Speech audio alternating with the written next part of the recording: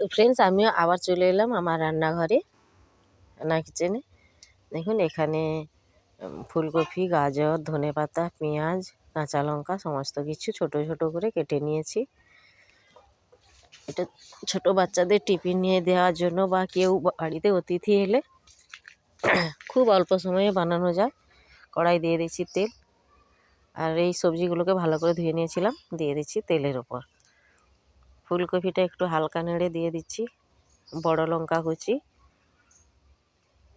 যেটাকে হটপট বলে সেটা, আর দিয়ে দেবো গাজর কুচি। সমস্ত কিছু ভালো করে ভেজে নেব।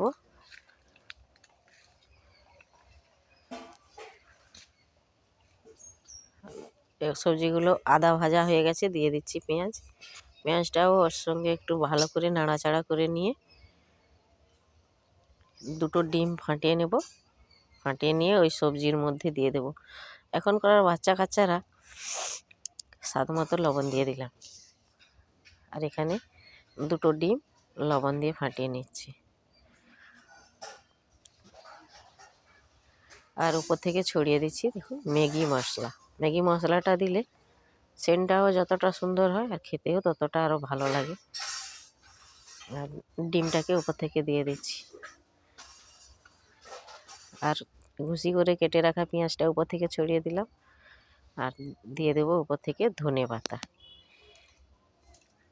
দিয়ে এটাকে অল্প আঁচে ঢাকা দিয়ে রেখে দেবো।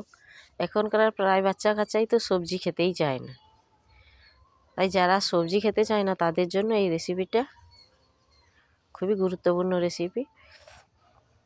তাদেরকে এভাবে যত রকমের সবজি, যেই সবজিগুলো খেতে চায় না, এই ডিমের মধ্যে এভাবে দিয়ে ভেজে দিবেন, দেখবেন চেটে পুটে খেয়ে নেবে, একটুও পড়ে থাকবে না, টিফিন বক্স খালি। বানানোটাও সহজ। দেখুন নিচটা কত সুন্দর লাল লাল হয়ে ভাজা হয়ে গেছে। এটা উল্টিয়ে আর একটু ঢাকা দিয়ে দিলাম হালকা আঁচে। দুই দিকে সবজি আর ডিমটা পুরোটাই ভাজা হয়ে গেছে, আবার উল্টি দিলাম। এবার নামিয়ে নেবো, একটুও ভেঙে যাচ্ছে না। এবার এটাকে পিস পিস করে কেটে টিফিন বক্সে সাজিয়ে দিতে পারো, প্লেটে সস দিয়েও দিতে পারেন। আত্মীয়রা এলে এভাবে অল্প সময়ে এই ব্রেকফাস্টটা বানিয়ে দিতে পারো। আর উপর থেকে ছড়িয়ে দিচ্ছি একটু হালকা ম্যাগি মশলা। এবার এটাকে কেটে নেব।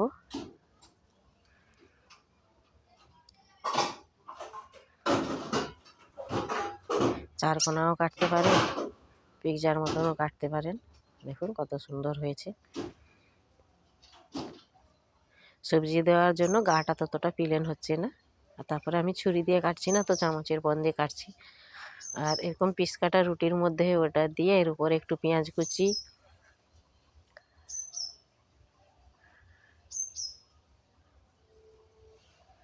ধনেপাতা কুচি, আর অল্প একটু সস দিয়ে উপরে আর একটা এই রুটি ঢাকা দিয়ে দিলেন। এভাবেও সুন্দর ধরনের একটা স্যান্ডউইচ বানানো